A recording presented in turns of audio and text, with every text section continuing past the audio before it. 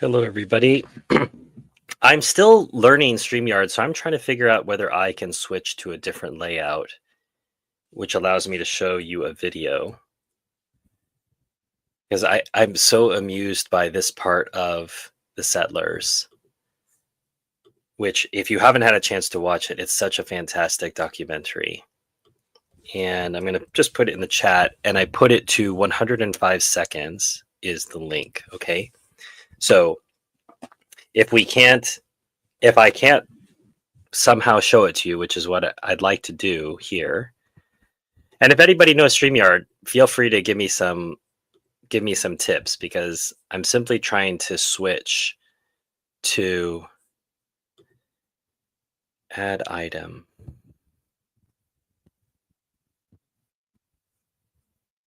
Yeah, I don't think in my version of StreamYard I can show it. So maybe I've got to look into a paid version of it. But anyway, the link is to there at 105 seconds. And the gentleman says, he's being asked, and the documentary starts with, well, what is a settler? And people have different answers. And he says, oh, well, it's just a matter of semantics. Doesn't mean anything. Those of you unfamiliar with what semantics are, it's simply a word game. So half a dozen or six. So people say, well, it's semantics. Half a dozen or six is the same thing. So he says settler and a native, these are the same thing. Settler and inhabitant are the same thing. And he says, okay, well, so tell us what's the difference. And he says, a settler is somebody who moves into someone else's land. An inhabitant lives on the land of his forefathers. So the guy says, is that how you see yourself? How do you see yourself? He goes, oh, you're right. That's not the same thing. Let's start over. Which, once again, these people who make these grandiose statements, oh, it's just a matter of semantics. This is somebody who's apparently a settler, and he's not even intellectually consistent or intellectually clear on how he sees himself. So, am I a settler? Fascinating answer. That one particularly I liked. So, sorry for not being able to queue it up and watch it with you. But as I say, there's a link in the chat right to where this gentleman starts talking. So, pretty early in the film, I want to say about 5 minutes in, we hear about a Rabbi Kook, Kook, who in May of 1967 is giving a speech in pain, making these grunts of pain about how I had to be silent about them partitioning our land. And I really appreciated being asked to think about this the way the Israelis think about it. That's what the whole film is doing. It's going around. It's the overwhelming majority of this film is interviewing Jews and settlers. We only hear from Palestinians, and I think rightfully so, about 5 or 10% of the film. The entire focus is on the Israelis, and it's being done by Israelis, which I really appreciate. So I have to put myself into their frame and their mindset to think about this. And he says he can't believe that the land was allowed to be partitioned, meaning I can't believe that the Palestinians were given any land whatsoever. How dare they? We should take back Hebron. He says, where is our Hebron? Where is our Nablus? Where is our all these things? Like, well, we own all of that. That's the idea. We must take it back. The legal position given to the Israeli government was that settling these lands were illegal by the Geneva Convention. But Hanan Porat, who is known as the first settler, was wise enough, and when I say wise, I mean according to what the goal that he had for himself, he was wise enough to not ask for approval. Just went in. The idea, better to ask for forgiveness than ask for permission. This is a good life principle, I would say. It's sometimes if you want to get something done, but not when you're stealing somebody's land. And that's what happens here. We get to see Sarah Naxon, one of the characters in Hebron. These people were radicals. They didn't want to simply live around the Palestinian settlements. They wanted to come and live in the city. And I think that's something I've more and more appreciated since I've continued my studies, is I didn't realize what a privilege it was for me to be in Hebron when I visited. I had no idea, really. I thought I want to understand Palestine more. I want to go. But I didn't realize the gravity of the situation, the fact that I was able to weave in and out, that I was able to go to the Ibrahimini Mosque as well as go to the synagogue side, that I was able to be in both areas, that I was able to go inside the settlement. I was able to hear the head of settlements in Hebron speak inside a synagogue. I was able to go to the other side, hear the Palestinians speak, go through checkpoints, eat lunch on the Palestinian side, talk to some Palestinian people, buy some Palestinian things, including some delicious halva, which I brought back for some friends. And only now, later on, I can reflect, Hebron is the heart of the settlement enterprise, in part because it's such a holy site. If you don't know what's in Hebron, it's the cave of the patriarchs. This is where Abraham, Sarah, Jacob, they're buried below what the structure is partitioned into a mosque and a synagogue, because these personages are holy to both of these religions. I mean, they're holy for Christians as well, but the Christians have not sought to build a church there. And so the presence inside, when I was in the Ibrahimini Mosque on the mosque side, and our guide said, and this is where Baruch Goldstein murdered, I don't remember how many. I want to say something like 19, maybe it's 22, maybe it's 32. I'm sorry that I'm not as familiar with the exact number, but he killed a number of Muslims while they were praying. And he's seen as a hero. He's seen as a hero by the by not just the settlers, but by many people. Now, there is, I think the most generous explanation would be schizophrenic, positioned by the Israeli government. But one of the investigators who looked into this is effectively the Israeli government secretly funds these settlements, but it's done through ways that there's plausible deniability. But early on, we have Yitzhak Rabin, and I wrote down the quote exactly. Gush Emunim, this is one of the early settlements, is like a cancer to the democratic fabric of Israel. Settlement is not a demonstration, it is a violation of the law. Now, Rabin, very troubled legacy, and we can talk about him more, I think, when we start talking about more about Oslo and about all of the problems related to that. But you see in this quote, settlement is not a demonstration, it is a violation of the law, it's a cancer to the democratic fabric of Israel. This doesn't mean that he loves the Palestinians. I mean, Rabin is a known criminal in many ways. However, he did accept that they were going to have to find a way to live with the Palestinians. He didn't want to concede them a state. We have him on record as saying that whatever was going to come out of Oslo was going to be less than a state. So Palestinians were never offered a state, and it's not in the Israelis' gift to offer them a state. It's not a gift. If a thief steals something from you, it's not a generous gift that the thief offers it back to you, right? So this idea that Israel has the power to give the Palestinians a state is a crazy idea. But that said, when people refer to, well, Palestine was offered a state, that's what I'm referring to. There's another settler that's interviewed called Yehuda Etzion, and he talks about this idea of the Israel being a light to the nations. And I just thought, how is it possible that Israelis, these settlers, can consider what they are doing to be a light to the nations? And I understood as I watched the film more, there is this concept of we're doing the hard work that no one else wants to do, and we're willing to be called villains for it because you'll all be grateful when the whole world is prepared for the Messiah. And I do think that many of the Messianic settlers, which I also found out, interestingly enough, are not the majority of the settlers. One of the interviews focused on some of the economic settlers, but just to finish my point, that they really do believe that they're prepping the land for the return of the Messiah, but they don't even represent the mainstream within Judaism, because the Orthodox Jews oppose this idea of Zionism as a political project. They don't think that you can do this sort of thing by man, that something has to be God's will. So there's a dispute within Judaism itself. That's a discussion for another time. But this idea that they're going to be a light to the nations by doing the ugly things that are necessary, and that later on the Palestinians will thank them for what they're doing. Once again, if you're going to try to understand somebody, you have to hear their perspective. And as repulsive as it is to listen to the settlers, it's important. If you want to understand the issue, you're going to have to listen to them. You can't just take the word of what someone else says that they said. Listen to them talk. It won't take you very long. This documentary is not a long documentary, but one of the most valuable ones I've seen so far. Something else, which is a motif that grows throughout the film, is that nobody really knew what a big deal this was going to be.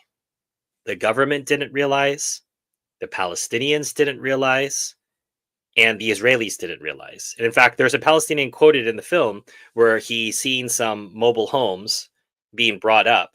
And he says, "Oh, what is so easily brought can be easily taken." And his friend says, "I'm not sure about that." And his friend was right. So we have these people being interviewed. Another gentleman who was interviewed confessed. I know confessed is not the word. He was not ever going to be prosecuted, but he admitted on camera that he was responsible for coordinating the assassination of 3 Palestinian leaders, I think including the mayor of Bethlehem. No remorse. Yeah, I did it. I would do it tomorrow. And he was also part of a group that was arrested, and they had ready to go 300 kilograms to destroy the Dome of the Rock. Now, I'm not a Muslim. I'm not arguing for the defense of the protection of the defense of the Dome of the Rock. I'm just pointing out the extremes that these people are willing to go to in order to carry this out. They're true believers. It doesn't make them right, but I understand their mentality a bit more. Both sides talk about the peace process, so-called peace process of Oslo was a scam, that both sides were asking the question, how can there be a peace process if buses are being blown up, right? And this was being done by suicide bombers from the Palestinian side. And the Palestinians were asking, how could there be a peace process if the settlements are continuing to grow? So both sides saw the Oslo so-called agreements as a fraud. But all the rest of the world wanted to pat themselves on the back, the Norwegians, the Americans, and as usual, I think it was the Norwegians who put together everything, and they're not featured. What you have is Clinton there on the White House lawn taking credit for something that the Norwegians, and no credit to the Norwegians either. They were basically the Israeli stooges during Oslo. That's a conversation for when we do book reviews on Oslo, which the more and more I learn about it, just potentially the most disastrous thing that ever happened to the Palestinians, apart from 1948. Interesting part of the film comes very late, I would say 3/4 of the way through the film. And this lady says it was made by a chance comment. So these Jews were trying to say they were very magnanimous, these settlers. Well, I have a Palestinian. I have some Palestinians who work for me, and they said, "Oh, I wish we could invite you to our wedding." And the person said, "Oh, well, why couldn't he invite you to your wedding?" And it says, "Well, we would barely escape with our lives." And this is again, so the idea that a single Jewish person or a group of Jewish people, if they go anywhere near Palestinians, they'll be stabbed to death and murdered. This is made fun of if you watch my reviews on. Well, I don't think I mentioned this in the review, but I have a two-part review on Amira Haas's Drinking the Sea at Gaza. And she talks about being in Gaza. This would have been in the late 90s. And she had just made a new acquaintance. And he says he's out in the street, quick, it's a Jew, get a knife. And everyone starts laughing with this idea that the propaganda is if you wander into a street accidentally and there's a single Palestinian there, you're going to get stabbed to death as a Jew. So he's repeating this idea, like, oh, we barely escaped with our lives. And then this other lady, who's clearly a guest of the settlers, she's just come over to be involved in this television interview.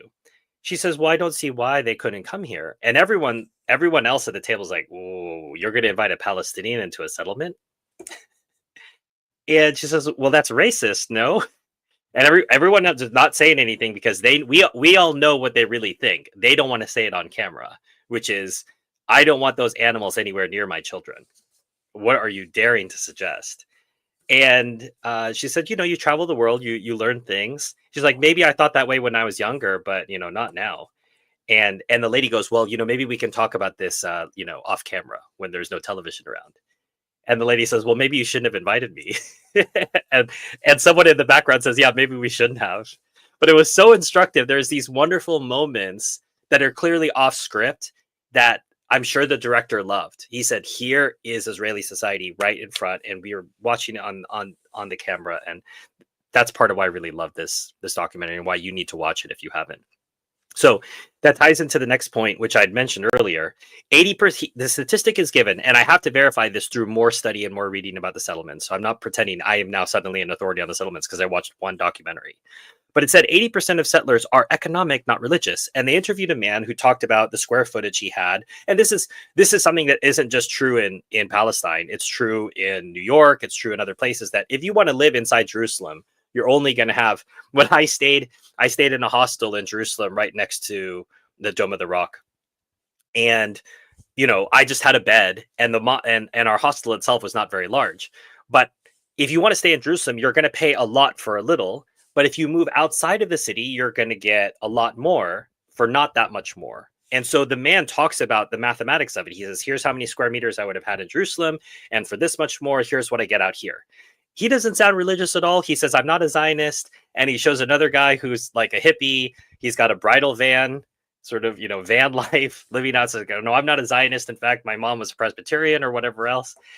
And so they're taking advantage of things. So the idea that all the settlers are murderous Zionist thugs is perhaps something I thought prior to watching this. And I'm not saying that that's not necessarily the case, but there's certainly a segment, because later, the very next segment interviews some of these kids who call themselves the Hilltop Youth. And they're sort of the cutting edge of what the settlers probably were in 1967, going in, daring the government to arrest them, and fighting for Zionist rights. And he says, we're going to occupy Transjordan. In fact, he calls it by the old name, Transjordan. And there's a really wonderful graphic towards the end of the documentary where you see a triangle overlaid over Palestine, over here, what is known as Eretz Israel, to the Zionists. Well, not even the Zionists to the Israelis. The Zionists think this is, not big enough. This is the minimum requirement for the settlers. So there's a triangle, and on each axis of the triangle you have democracy, whole land, and Jewish. With the idea being, if you want this to be democratic, that axis has to fade and Judaism has to grow. If you want the whole land, it also cannot be democratic. So each of the axes of the triangle fight with each other for primacy, but you cannot have all three of them. You can only have one of them. You can either have the whole land, you can be democratic, you can be Jewish. And that's the battle. And it's a fascinating one. So that's what I have to say about that. You need to see the film. Let's check out the chat. Tracy, when they lose track of how to uphold the lie. Yeah, there's that very famous T-shirt of the guy. I think there's a sticker, some guy from Brooklyn. This lady is like, you can't steal my house. And he says, well, if I don't steal it, somebody else will steal it. And it's just this hilarious like meme. And he's sort of this overweight guy. So they got this overweight guy with a kippah on, and it says, if I don't steal it, somebody else will steal it. And sort of the settlement in a nutshell. But I would add, probably the settlers would add, well, because God told me to steal it, right? God has explained that we're supposed to steal it. The apartheid state explained. Maximums, you might have said that earlier, and I'm sorry if I missed what point you inserted that in. Leo, is it hard to go between Jewish areas and Palestinians? Is there a gate or any barrier? Yeah. If you look back in my post, there's a picture of a checkpoint that I went through. And I might, if I can find it quickly, I'll show it to you all. But I have a dark blue passport, so I can do what I want. I have privilege. The Palestinians don't. And that was what was interesting too, is as we were going through, some of the Palestinian kids would come up and want to take selfies, not with me, but let's say some of the prettier girls who were in our group. And she was just these cute Palestinian kids wanting to take pictures with us. And we knew we were going to go across to another part of the city, which they weren't allowed to go to. And they're going to get checked. For us, almost the entire party, our group, there's probably a group of 8 or 10 of us. I want to say 80% of us had American passports and others British or Canadian. So we all had privileged passports. They're just looking to cross-check in the database to make sure that we're not known. I don't know what my passport would look like now. I think I have now more of a social media footprint that talks about what I really think, but I don't think I had that at the time. And so I don't think I may, who knows? And there's sort of a larger question. So I don't know if you can see this very well. So I just took that at one of the checkpoints. I had just come through that checkpoint on the other side. And just casually strolling. And that's the whole fun, the whole thing when you're walking around Israel. One of my very first impressions coming up out of the train that goes from Tel Aviv to Jerusalem is when you come out of the train station. I was watching this man and this woman, both in military uniform, both with weapons slung on them, like kissing on the elevator. And I thought to myself, this is so that there's so many things going on here in this moment. And I try, I don't want to stare at somebody and be obvious, but I was just, as a writer does, you try to make observations about what's going on around you. And you're watching these people just casually make out while they had their weapons slung, symbols of the occupation, totally oblivious, and believe once again, that they're the good guys. And when you're in Israel as an American, you have the privilege that is related to what America does for Israel. If there's any knowledge that the Israelis have about you, it doesn't matter that you have an American passport. So there's very, very famously recently, one of the journalists for the Gray Zone, an American citizen, was held without charges for at least, I think, 23 hours. And they went through his laptop, they went through his phone, everything. So it's not a get out of jail free card. It is if you don't have any opinions, which I think at the time, and I still don't. So my personal Instagram, I've only ever used for photos. I've never used it to make any sort of political statements. And I'm not a political person anyway.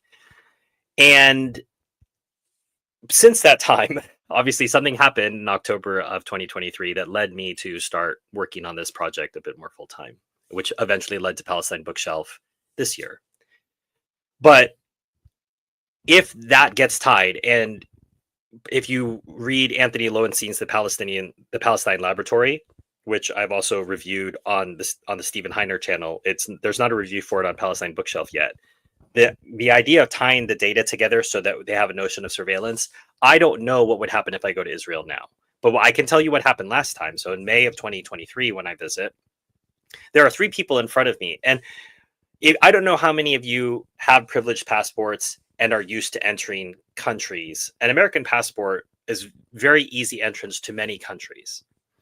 And even to countries I had to wait a little longer to get my visa to go into Vietnam, understandably. But I still got through and I still got in. I watched 3 people in front of me. When I say get interrogated, I don't mean they were getting yelled at or tortured or anything. I could see they were being asked questions, and whoever the border agent wasn't happy. They stepped over to another line, which was clear they were going to get more questions. I came up. Who are you? What are you doing in Israel? I'm a Christian. I'm here to see the holy sites. And that was my primary motivation. I did want to learn a little bit more, but I didn't want to tell her that, and wasn't lying. I just didn't tell her all the reasons I was going to Israel. But I said, yeah, I'm here to see the holy sites. I'm sure her computer was checking to see if there was any sort of record against me. She handed me back my passport and I walked right through. So I watched 3 other people get interrogated for minutes and then get a second level of interrogation, which I never saw. I was there for not even 60 seconds and I walked through. So that experience, sorry, Leo, this is a long answer to your original question. Is it hard to go between Jewish and Palestinian areas? Not for me, not for an American. We have a dark blue passport. You can go where you want. Now, within the city of Jerusalem, that's a different issue. So there are Muslim areas and Jewish areas, Christian areas. And I would say the most protected areas are the Muslim areas. I don't think there's any restriction. Anyone can enter the Christian areas. Anyone can enter the Jewish areas. But the Muslim areas are only to be entered by Muslims. And that was what was hilarious to me, was I was staying in a hostel that is right. I mean, if you were to walk out of my hostel, turn left, you would have hit the Dome of the Rock within 100 meters. But that gate is open only to Muslims. So I couldn't walk through there. And anyone, I was obvious, right? So this face, obviously Uyghurs are Muslims, but they're not a large part of the Chinese population. But that was a question you would get asked. And so the passageway going up to my hostel, you're asked as well, like, who are you? And I'd have to say, oh, I'm staying in the hostel. And then I would be allowed to pass. But normally they would stop non-Muslims 100 yards from where my hostel was. And I was able to say, oh, I'm staying there. Oh, okay. And then the guards recognized me after a few days because I was there for a week. But within Jerusalem, it's a bit more fraught. And I was there on Jerusalem Day when I was watching Jewish kids taunt the Muslims, and the Muslims were just staying in their area and they weren't making any gestures. They knew that they couldn't, there was no way for them to win, right? So they just didn't react. And you have these 16, 17-year-old kids singing songs, taunting them, death to Arabs, that sort of thing. And the Israeli police were just sort of there yelling back at them, but not really doing anything, because what are you going to arrest a 16-year-old kid? In your other content, have you covered Tantura or the transfer agreement? Tracy, if you're talking about the documentary on Tantura, it's something that is on the docket. I feel I've created a schedule, which you all can't see, but I want to say I'm doing that in January or February. I'm trying to get through all the free documentaries first, because I don't want people to say, well, Stephen, you said go see this documentary. It's going to cost, however minutes to see it. So I'm trying to build up a catalog of a lot of free ones first. And I feel like Tantura is for sale for, I don't know, $5-6, but I'm going to get to that. And then if you're talking about the transfer agreement, you're talking about the Havara transfer agreement. I haven't done a video on that, but I have alluded to it in some other videos. There is a book, which isn't going to be covered until March or April, that goes a little bit more into that, which we'll talk about. But for those who don't know what Tracy's talking about, I would encourage you to go look it up. Haavara, and learn all about it. Is that a MT? Sorry, I should have been paying attention to when you did the this gesture. I might have said something either good or bad, depending on what you thought. Tracy, the story of Sasha Ben Cohen being chased by Zionists in occupied territory dressed as one of the characters he played, making fun of trans character. Tracy, I don't know if this was related to something I'd said earlier, but maybe let me know in the chat. Sorry. Sometimes when I'm talking, I should maybe be paying a little bit more attention to the chat, because there might be something that's being said. Report on tomorrow's pioneers, far for the mouse, etc. So I think this was, again, relating to some of the things I might have said. Settlers are simply squatters in my perspective. Yeah, and I think Mantis, I think by the definition that I started this live stream with, he talked about the fact that he called a settler that. He said settler is on someone else's land. So the thing is, the way that they see it, and once again, I'm not justifying it. I'm saying that it's coherent in their worldview. In their worldview, they see this as the decolonization, because anyone who's not Jewish is a colonizer. So they said, you can't be a settler if you're Jewish, because God gave us this land. So we're just returning. It doesn't matter. The argument, like, if I left my house and I come back 1,000 years later, it's still my house. Now, if no one else has lived there during the 1,000 years and you're still alive, I suppose, sure, you could make that argument. But if all of your people left, if the majority of your people left, if only a minority of Jews stayed, and they didn't lay claim to the whole land, and other people have lived there for thousands of years, and then you say, oh, yes, it's still mine. And oh, by the way, it's even decolonization. This can only be coherent within a worldview of God gave us the land. And I heard that over and over and over while I was there. I heard it in Hebron. I heard it in Jerusalem. And not necessarily from some religious people, yes, but even from people like Yishai Fleischer, if they don't use that phrase, the idea still is, he uses the term so-called West Bank, so-called settlements, which means he doesn't accept the term settlement, because that would imply some kind of colonization. It can't be a colonization if it's our land. That's how they see things. And so you can't argue against their faith. You simply have to say, that's how they see things, and I disagree. But you can't say that they don't believe that. That's really what they believe. Wali Rashid has a dedicated petition against that group. They attack his family's ancestral lands regularly. Are you talking about Gush Emanim, Tracy? Have you read The Open Playbook Society by Scott Howard? It has research pertaining to the recent weaponized immigration, U.S. clientology, and Zionist-occupied government. No, I haven't, Cruz, but thank you. I've got notes now. I will make a note of this. Open Playbook Society. All those themes sound familiar. It's not as if these things are disconnected. They're all really connected, aren't they? Is there an oil pipeline in Gaza? Cruz, not yet. There is a path which is going to be affected by, the fall of Syria recently, which is a discussion for another time. But there was a pipeline that was going to run, and it ideally would run through Gaza to the sea. But the Palestinians obviously couldn't give consent or not consent. Obviously, they'd like it because then they could take some money from this pipeline. But the Israelis want to direct it around. But now that northern Gaza is occupied, the pipeline might pass right through there. What is Judea and Samaria? Norris, I don't know if you're asking this as a Jeopardy question. What is Judea and Samaria in response to what I'd said earlier? But Judea and Samaria are, if you're looking at the map, they're in the northeast. And so what Palestinians would refer to as the West Bank is Judea and Samaria to the settlers. Oh, Norse. Okay. What you might be. I see maybe your perspective here. Was there ever a country called Palestine? When you say a country, you make it sound as if nation states are something that have been around for a long time, and they haven't. The United Nations has been around for 5 minutes. The country of France has been around for 5 minutes, in the sense of there was a kingdom of France. Prior to that, there was an empire. There are other iterations, right? So was there ever a country called the United States of America? Well, yeah, at some point it came into existence. That isn't evidence. Like, oh, well, since there wasn't a country called Palestine, it didn't exist. So let's get to the realities of things. People live there. So just because you live in a place that doesn't have a nation state attached to it doesn't mean that you're a nobody, right? So there are people who lived. So you could ask the question, was there ever something called something prior to when Americans arrived in America? And you could use that same logic to say that the Indians had no rights because they didn't live in a country that was named anything. So if you're asking this question in the way that I think you're asking it, it's not helpful as a question.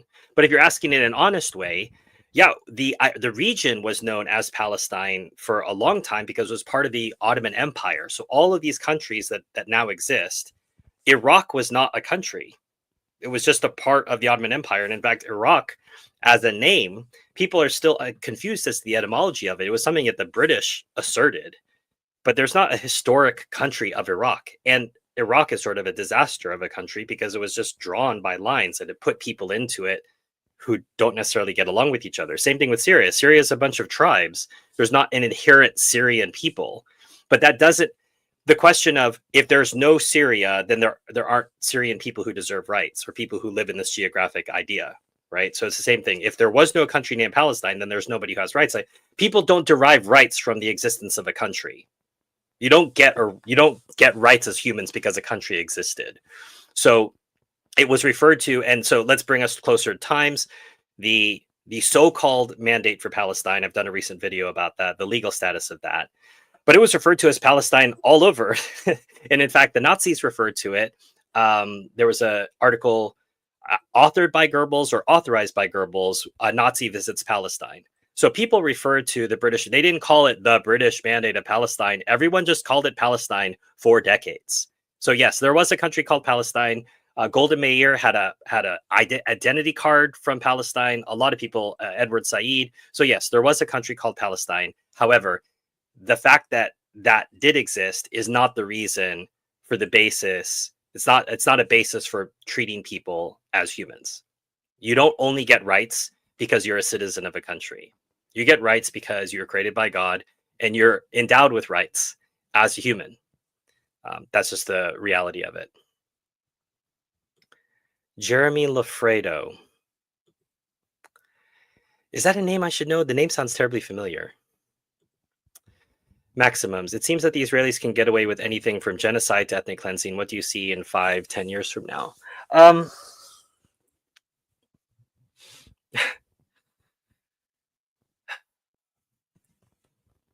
I see worse maximums. What I have seen is more people learning the truth about things. But the fact that more people learn truth about things does not necessarily change the status quo. And I'm not saying that necessarily as some, cynical person who's given up on the world. I'm just saying that about the reality of life. So people find out that GMOs are harmful, but they still are legal in the United States. People find out that so-called vaccines were not really vaccines, but it's still, no one goes back and says, oh yeah, we all lied to you about everything. So Israel is in the driver's seat. They have been since the 1860s, the 1870s, when they started this ball rolling in this part of the world. So what do you see in 5-10 years from now? Potentially a greater Israel. I think that we see this happening now. The Israeli Air Force launched their largest ever attack in the history of the Israeli Air Force and destroyed every bit of Syrian naval, all the Syrian naval equipment, all the Syrian military equipment within minutes. And then the US carried out its own complementary strikes to hit whatever the Israelis weren't able to hit. But they've already started to move in. Remember, they occupy the Golan Heights illegally, and they've just carried on more land around the Golan, and you'll see an expanding greater Israel there. Claims in southern Lebanon.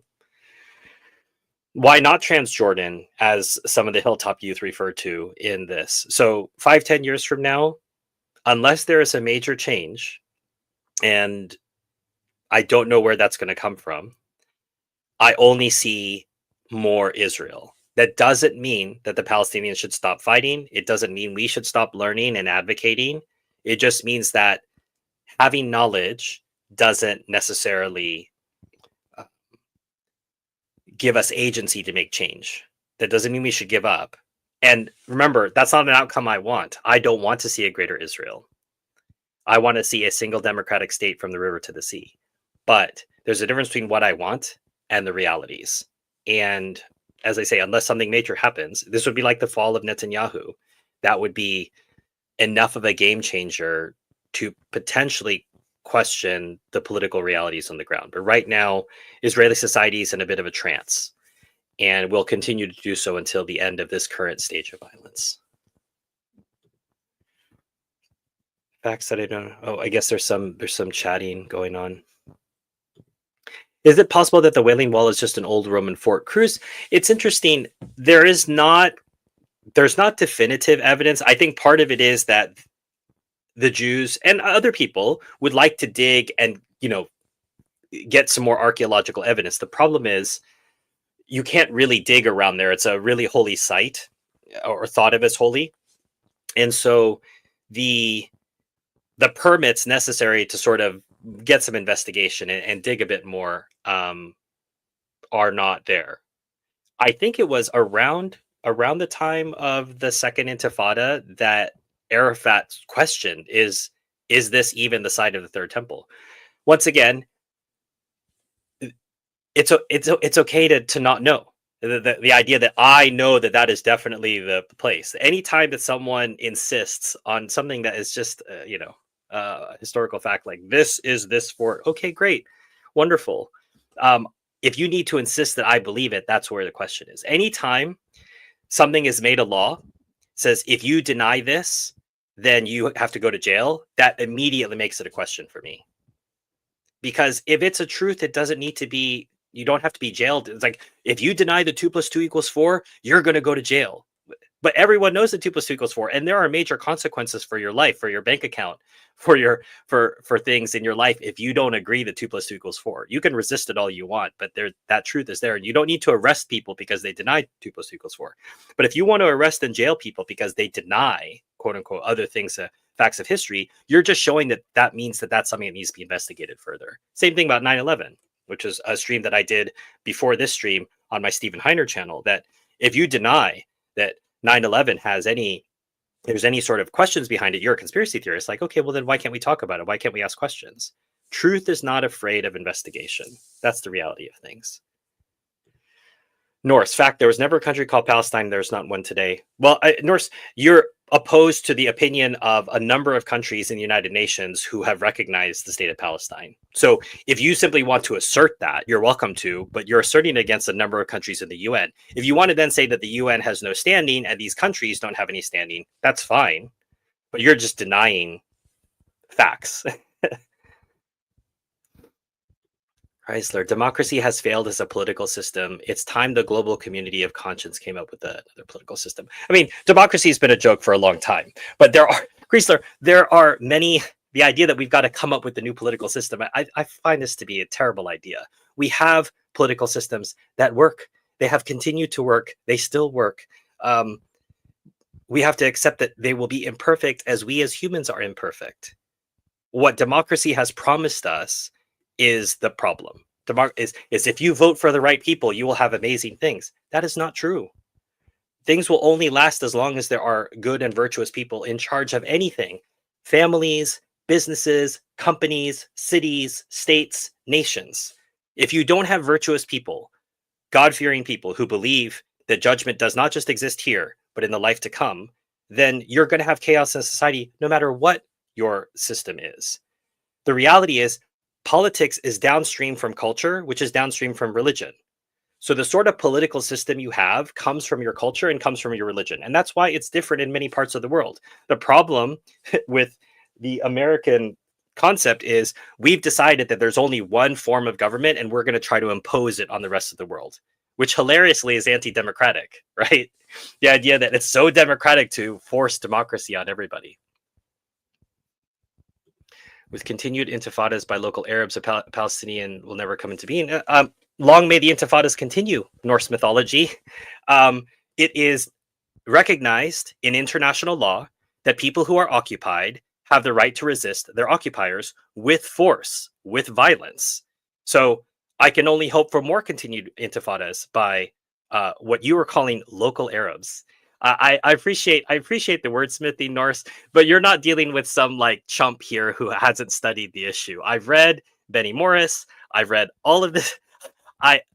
If you talked to me maybe 2 years ago, I might, get really scared about all your wordsmithing, but I'm not scared. Anti-Zionism equals anti-Semitism. Both are evil. Here we go. Tracy, I know that you identified this person. Fair enough. But I'm actually kind of having fun here because all of these things are exposed. So first of all, anti-Zionism is not anti-Semitism. That is part of the new working definition, I think, that came out in 2016, which is something that... Oh, Norse, you came into the wrong chat, man. I've got receipts. I'm ready. The Israel Project's 2009 Global Language Dictionary. This has been something that's been floating around long before 2024, and you entering this chat, is that Zionism and anti-Semitism, anti-Zionism, anti-Semitism have to be conflated so that when you scare people by calling them anti-Semitic, anti-Semitic, I don't want to be called anti-Semitic. Thing is, when you use it over and over, it's like the boy who cried wolf, people aren't scared anymore. I'm not scared of being called anti-Semitic. I'm not scared of being called anti-Zionist. And I'm not stupid enough to believe that anti-Zionism is anti-Semitism. They're not the same thing. Anybody who knows that Zionism came into existence and that Zionism has to do with a political philosophy and Semitism has to do with a race, how can a political philosophy be equal to something that has to do with a race? So you're saying that they're equal. And the idea that both are evil, I don't know if evil is the word that you're looking for. You may think that they're evil. But I'm not afraid of whatever labels you want to throw around. Wally Rashid in the group is the Easter settlers, I believe. All right, Tracy, let me write that down and take a look.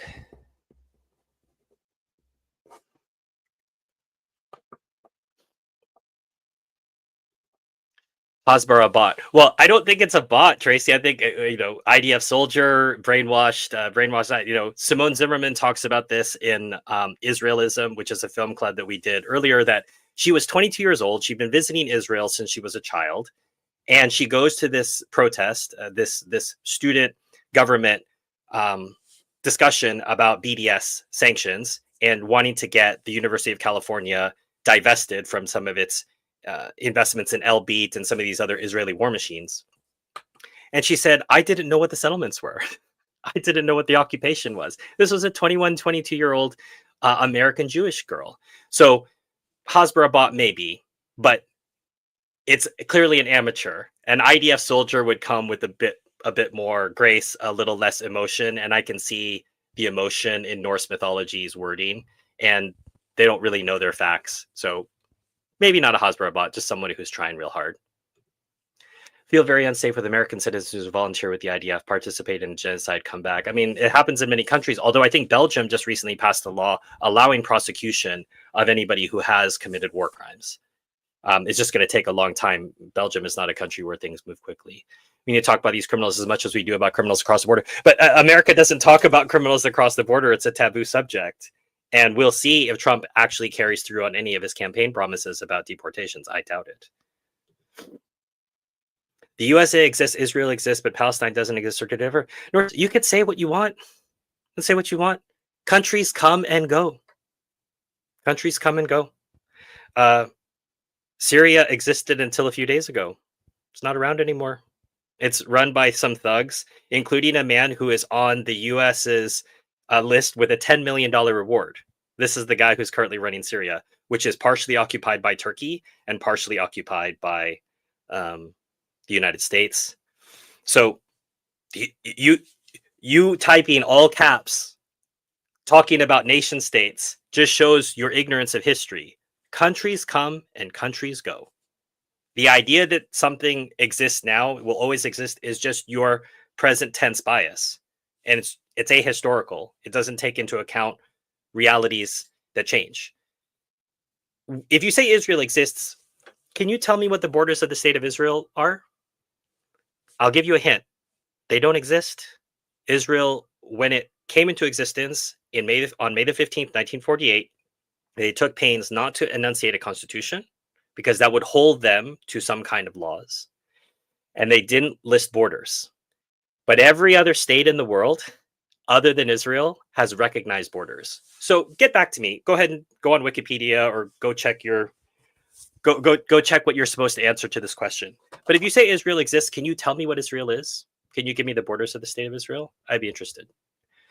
Tracy Kriesler, I recognize that. A friend of mine posted how he left his country and volunteered the IOF willingly, and I'm not friends with him after that. Tracy, I don't blame you. In fact, local Arabs and Palestinians have rejected almost. Oh goodness, this is so boring. Norse, bring some new stuff, man. This is all elementary stuff. Like you're a 2-year-old pitching to a 5-year-old or a 7-year-old or a 10-year-old.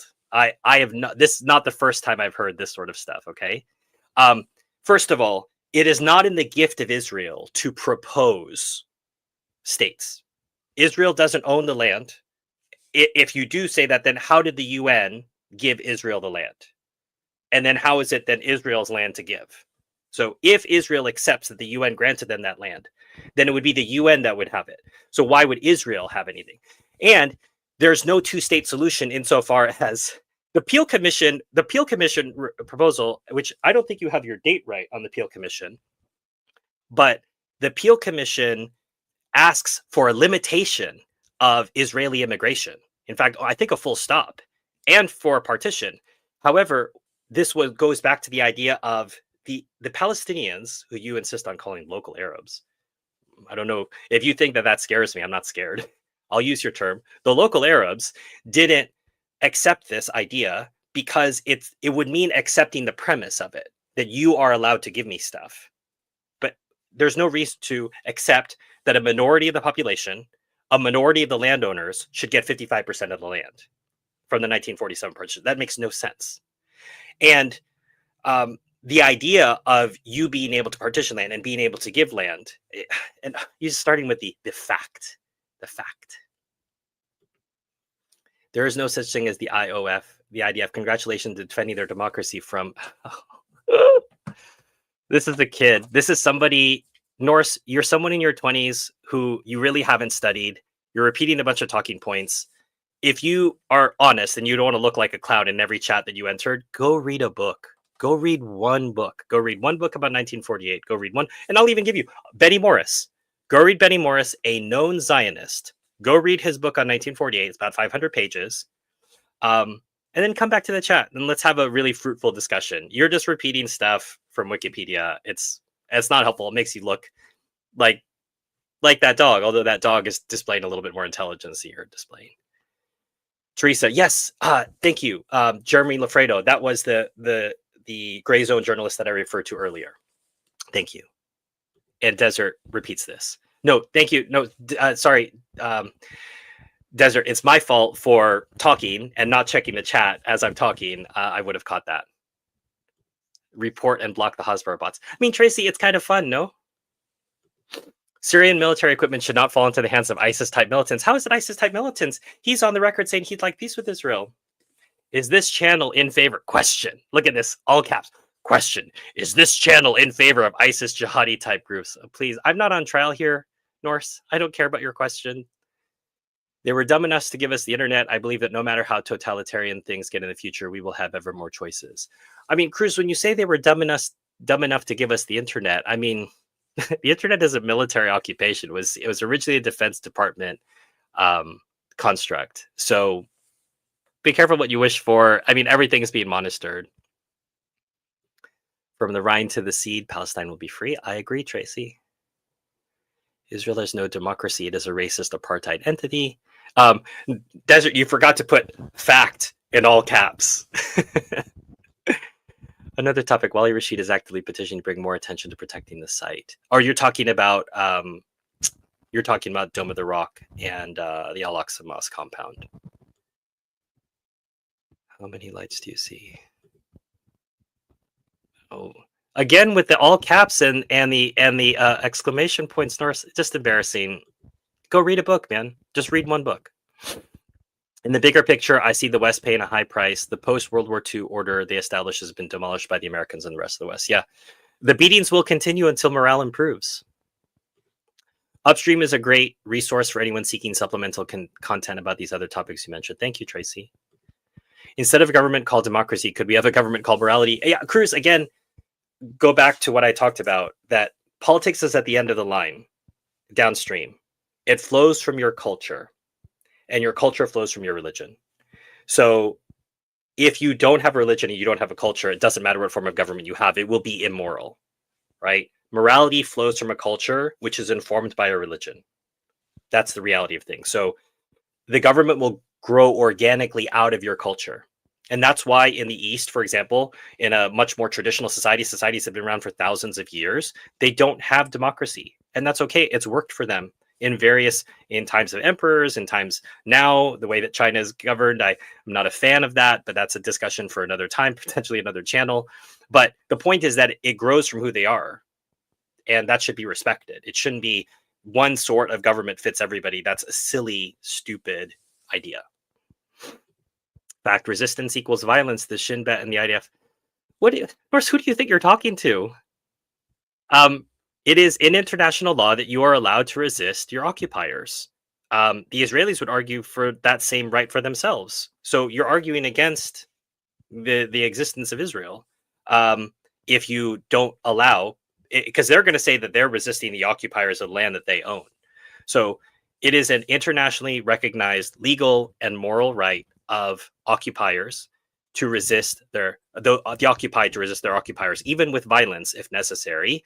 Most of the world, other than you and like 3 other people, think that the occupation doesn't exist.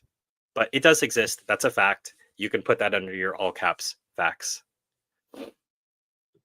Teresa, is that dictionary available online? Yeah, if you just search for it, just search for Israel Projects 2009 Global Language Dictionary. I printed it out, double-sided.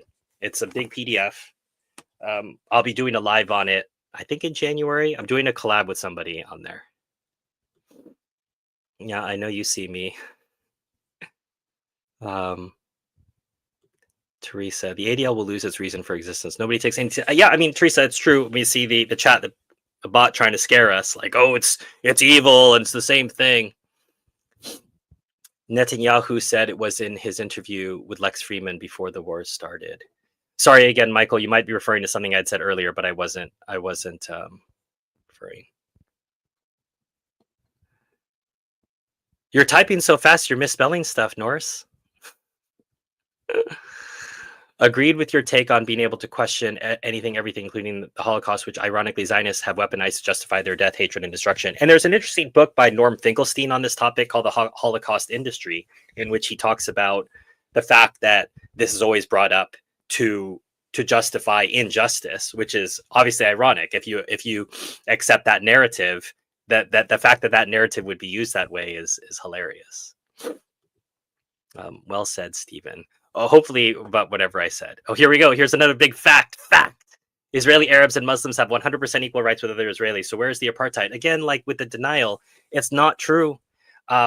They do not have equal rights. And one of the shadow ways that this can be done is through requirement of military service. But requiring Palestinians to serve in a military which occupies their fellow brethren is a silly idea at best. And so a lot of employers will list military service required, and it could be for a painting job, military service required.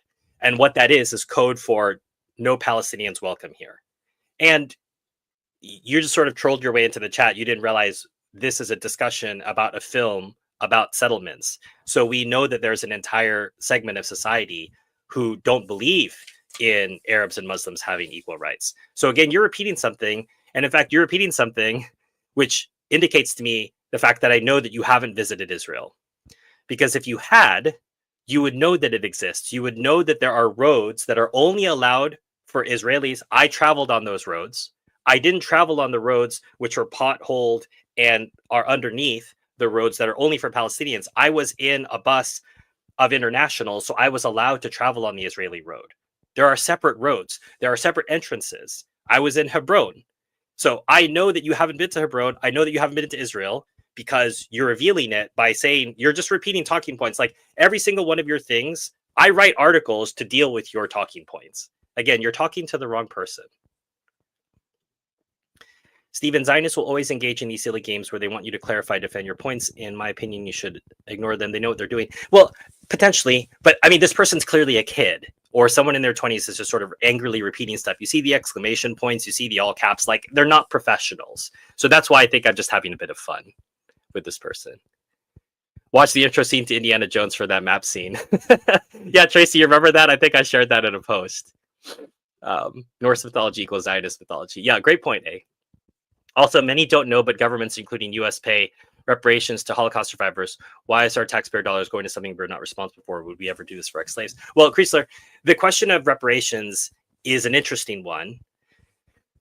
Again, for another discussion, because again, I want to keep this, even though we've wandered into all sorts of different directions, but there is a case for paying reparations when a government has done something wrong. And in fact, we have that in the United States with the Japanese, who were unjustly jailed, had their businesses taken from their homes.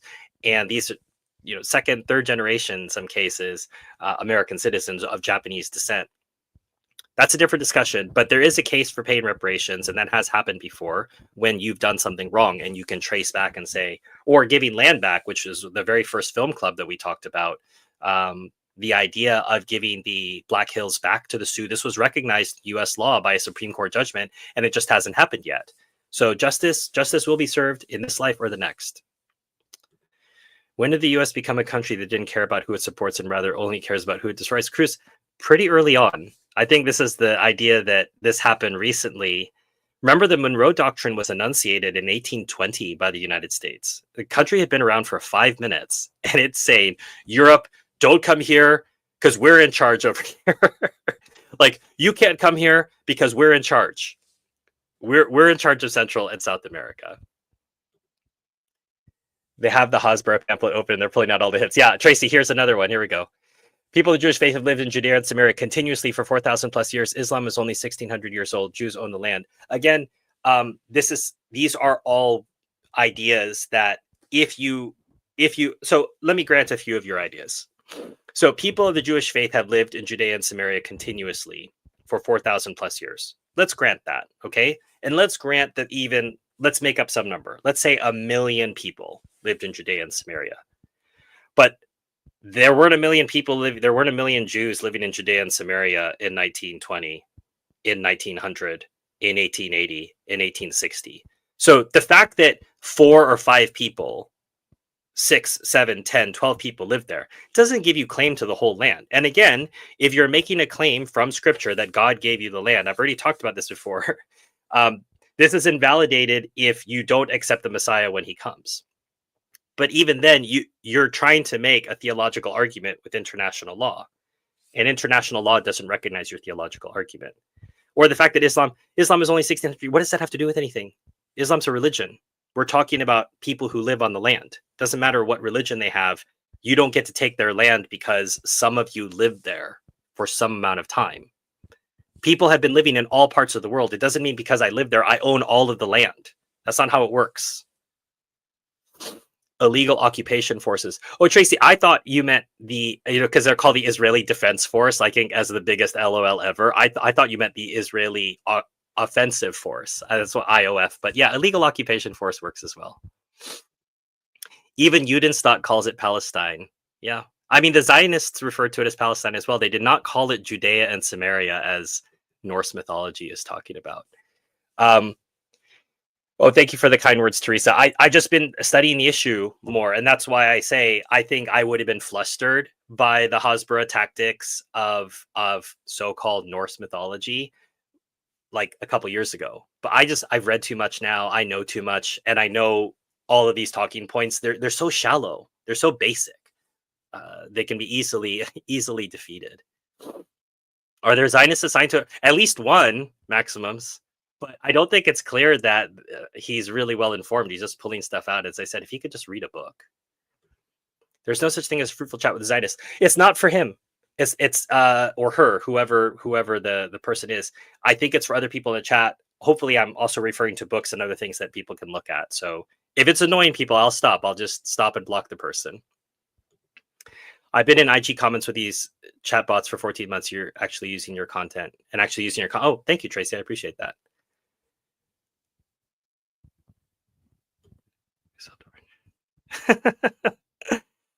Oh, have you ever been to an Arabic country? Arabic. Have you been to an Arab country, Norse? Again, you're revealing yourself dictatorial Islamic theocracy.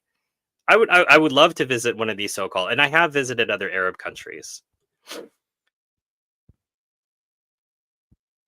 No, they haven't. This is just UN Resolution 181 in 1948. Again, we're talking about the idea that the UN has the legal right to partition Palestine. I reject that. So any of this other stuff that comes after that doesn't make any sense. So I do not believe that the UN has the right to partition Palestine. It has no moral or legal right to do so. So anything that you say after that doesn't matter. Democracies are the best, not the Palestinian Authority, not Hamas. Who constituted the Palestinian Authority? Israel did. Again, not true. Israel has fought defensive war since 1948. In 1947, shortly after the UN resolution, there were ethnic cleansings that began happening in the UN marked area for the Jewish state, which was not called Israel at that time. So it wasn't even called Israel until May the 15th, 1948, Norse. But I don't know that you actually know that. I don't think you actually know who was present when Israel was declared. As I said, I don't think you knew earlier in the chat that Israel has no demarcated boundaries. I don't think you knew that. And that's okay. We're all here. We're all on a journey. We're all learning. I just don't think you're honest. And I don't want to say that's okay, but that's the reality of the situation. I think if you were honest, you would know. The film, so just to finish this, the 300,000 Palestinians were expelled from the Jewish part of the UN partition prior to May the 15th, 1948. So that wasn't a defensive war. That was just expulsion, rape, murder, things that the IDF have been doing for a long time. Leo, in the book and film Exodus, Jews who were living in Palestine before the creation of the state of Israel called themselves Palestinians. Yeah, the idea of a Palestinian state gained momentum. Surely, yes, it wasn't a country, but it was a region. And as nationalism started to spread, as the Ottoman Empire began to break down, there was a notion of being a Palestinian, even though it wasn't necessarily there was going to be a Palestinian state. Maybe there'd be a Palestinian region as part of a greater Syria, as a larger entity.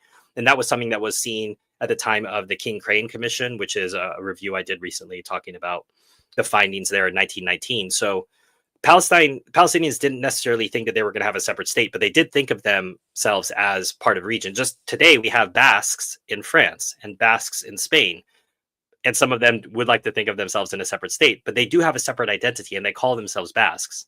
But just because you have an identity and ethnicity doesn't mean you also have a state. So that again, is crazy logic. Because there's a country, then you exist. No, if you exist, a country will then come out of that. But a country doesn't make you a human. It doesn't endow you with rights. You have rights as a human. That's just the reality. It's not true.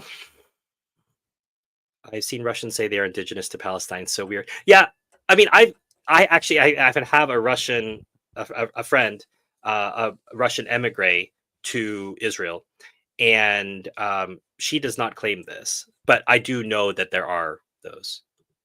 Yeah, Golda Meir used to carry a Palestinian passport. Yeah, we had there. I think you can find it on the internet. A copy of her card.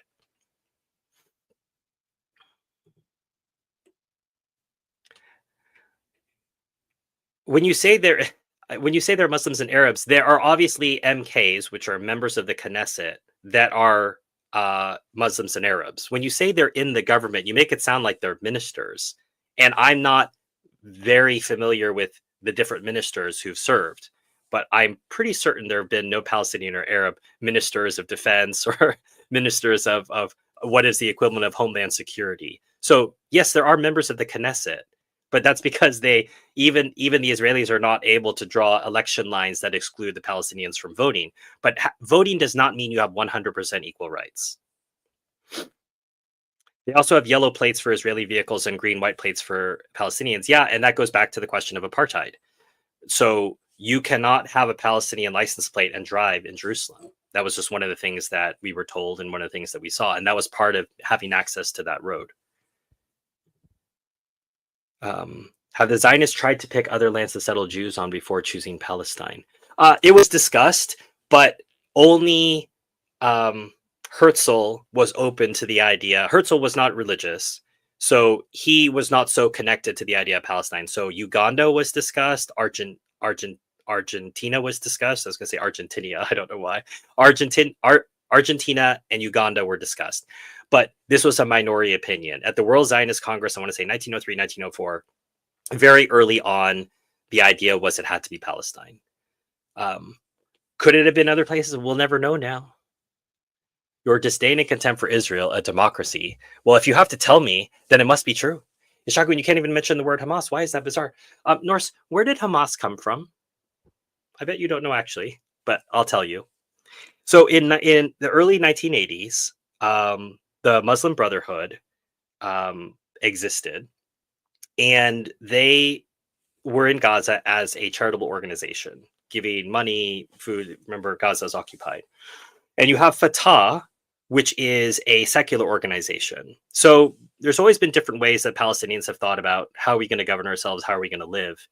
And early on in the 70s, there's a movement, there are several sub-movements within Palestinian political thought, which is we cannot have liberation for Palestine until the whole Arab world is liberated, because there's this idea of the Ummah and all of us being together as it was in the older times.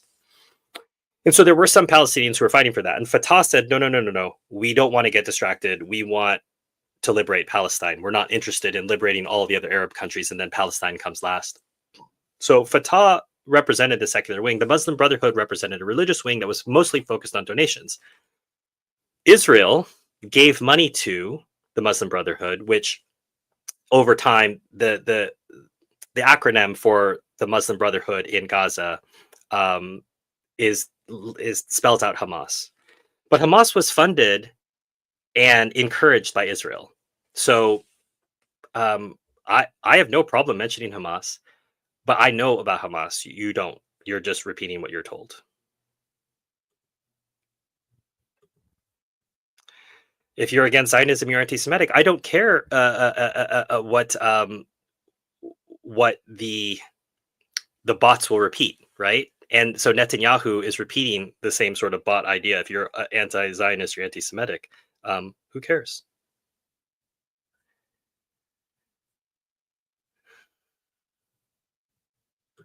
Here we are getting distracted again. Islam was spread by the sword. We're not talking about Islam. We're talking about Palestine. We're talking about the fact that today the murder is happening of innocent men, women, and children by the IDF. Maxims, can we ignore? Yeah. Oh my God, I might get blocked for ban user and delete their comments. Yeah, I'm going to select that. Okay.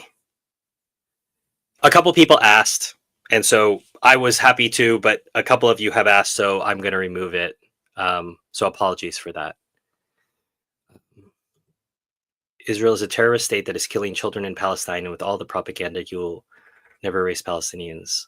You try to erase them, but now we're all Palestinians. Nicely said, Cosmos. Everyone had said, block this guy, get rid of this guy. So I did. Again, my apologies, guys. Maybe I was potentially too indulgent. I should have probably talked to them sooner, but I was taking an opportunity to do that.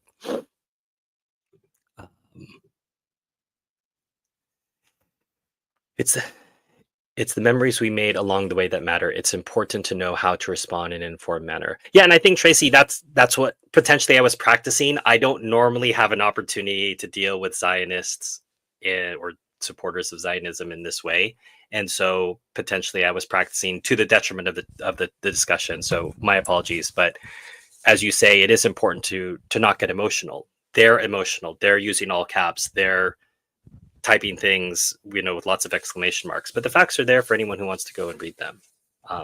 I've taken the time. I encourage other people to do so. All right. Thank you all. We are way over the time that I expected. Some people had to go. My apologies for running longer. I hope that if you didn't see this documentary, that you do go back and see it. It's one of the best documentaries I've seen on the Palestine issue in general. And certainly I haven't seen enough on the settlements to say it's the best one in the settlements, but it's the best one I've seen. I really encourage you to see it. Thank you all for stopping by. Please continue to support the channel, share it with other people, and help the channel grow. It will grow with your help and your support. Arabians are classified as Semitic. Yeah, Cruz, that's a different discussion. Really enjoyed this chat and talk, Stephen. Thanks so much. Have a great weekend. You as well, Teresa. Alex, looking forward to the next video. Me too. Kreisler, thank you. Ciao. Good chat. All right, everybody. Thanks for stopping by. Thanks for the lurkers for lurking. Thank you to the Zionists who came in and made it interesting. From my experience, young Western Zionists get their brainwashing during birthright, in which kids at an impressionable age go to Israel and are propagandized, make birthright illegal. Again, thank you, Kreisler. That's referred to in Israelism. And I wouldn't say it goes into birthright explicitly, but it's shown in different parts of that documentary referred to. And we see the founder of Birthright, or one of the co-founders, flipping off demonstrators towards the end of that documentary. Tracy, inshallah. All right, everybody. We'll see you next week.